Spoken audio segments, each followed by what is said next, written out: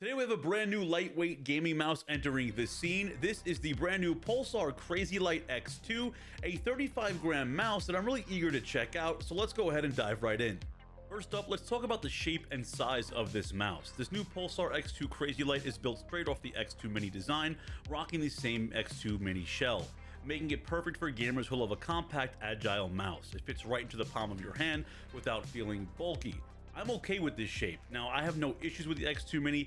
Even though it's a smaller mouse, it does really fit comfortably into my hand, and this just being a 35-gram mouse overall, obviously this just makes sense. Now, the advertised 35-gram weight is including the dot skates that come with the package, so you have to remove the regular PTFE feet and throw on those dot skates to get this mouse to be 35 grams. If you leave on the regular PTFE feet, the mouse will weigh around 37 grams.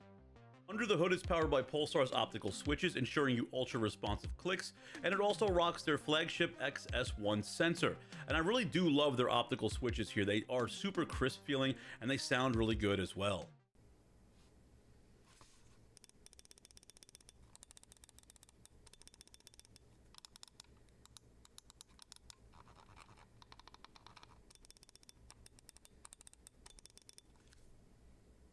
Also, the default to bounce rate is set to 2 milliseconds, but optical switches may slam click at that level. So if you do experience that, and you're just an aggressive gamer, make sure to change it to 3 milliseconds and you'll have a more smoother gaming experience. It's available in uni white as well as jet black, and honestly it's super refreshing to get such a lightweight mouse with zero holes or honeycomb in the shell. We have a full solid shell here at just 35 grams, and it's absolutely durable. I'm squeezing the side of this mouse, the top of this mouse. I'm getting no flex and no creak. This thing is built like a tank and yet super lightweight. The coating on this mouse is done very well, similar to the most recent Pulsar releases. I don't have any issues when it comes to grip or anything on this mouse. When it comes to fingerprints being left behind, I have the uni white, so I don't really see anything here. It could be different though for the jet black. Now, every mouse comes with Pulsar's 8K dongle included, giving you those lightning fast response times. And yes, you can adjust the polling rate to suit your preferences all through the Pulsar software. Now, on the underside, there's a convenient on and off switch alongside a DPI switch. And honestly, this mouse glows bright enough from underneath to show your DPI changes, and it even lets you know when the battery is running low with a simple yet effective touch of glowing red. And again, it just bounces off the mouse pad, and I can see this thing glowing from a mile away when it is ready to be charged.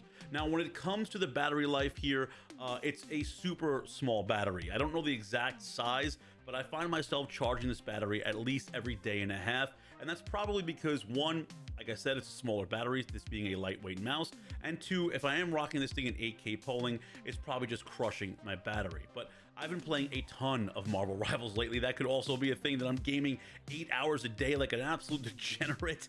But, you know, about a day and a half, I find myself having to recharge this mouse. It does charge fairly quickly, so it's not that big of a deal, and luckily I have other mice here, but I guess that's a little trade-off here for such a lightweight mouse. When it comes to performance, I've been having a great time with this new CrazyLight mouse. The X2 Mini shape for me has always been a comfortable mouse when it comes to palm or fingertip grip, and the side buttons and scroll wheel are very well positioned. Now, if you want this mouse to really fly, pairing this new 35-gram mouse with a glass pad has been a wild ride. Just infinite glide, even rocking the standard PTFE feet. Now, I've also been pairing this with the latest Pulsar LGG collab, their Hyperion pad, when I want to slow things down a bit. This is more of a medium control pad. Now, this pad is soft with good bounce, coming in at just 4 millimeters in thickness, and the stitching is done very well around the edges. It also has a pour-on base, so it won't move around your desk while in use, and I'm rocking the XL version. This comes in at 490 millimeters by 420 millimeters, but they do also offer this in an XL square at 500 by 500 and an XXL at 1000 by 500. And it's also sold in a navy blue colorway. Like I mentioned earlier, I've been playing a ton of Marvel Rivals lately. This game has just taken a hold over me. I'm pretty much addicted. This mouse has been finding its way into a majority of my competitive games. The Pulsar optical switches are incredibly responsive, delivering accurate clicks that feel fantastic during gaming sessions. The mini shell is solidly built, offering durability without sacrificing any comfort. Honestly, whether you use the dot skates or the regular standard PTFE feet, this mouse remains impressively lightweight and just an overall joy to use. It's overall a very solid mouse that I just wish had a bit more battery life. And again, I'd love to see this done in an X2H CrazyLight. That shell shape at 35 grams would be a game changer and would just be an instant must-have for me.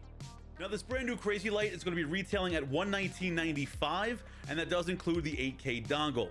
If you're interested in the Hyperion mouse pad, that will start around $50, and you can find everything we spoke about today down below in the video description like always. I'm really curious though what your opinions are on this new lightweight mouse. How many of you guys there are planning on picking this up? Now, I was sitting over there on X or Twitter or whatever you want to call it, and I saw Pulsar replying to a lot of comments over on their page, and they did mention they're going to be releasing more colors of this mouse after the Chinese New Year, which I'm really eager to see which colors they do end up coming out with. Now, I would also like to see this mouse maybe go into their custom Pulsar by You service. I would love to create my very own custom lightweight mouse. That would be pretty sweet.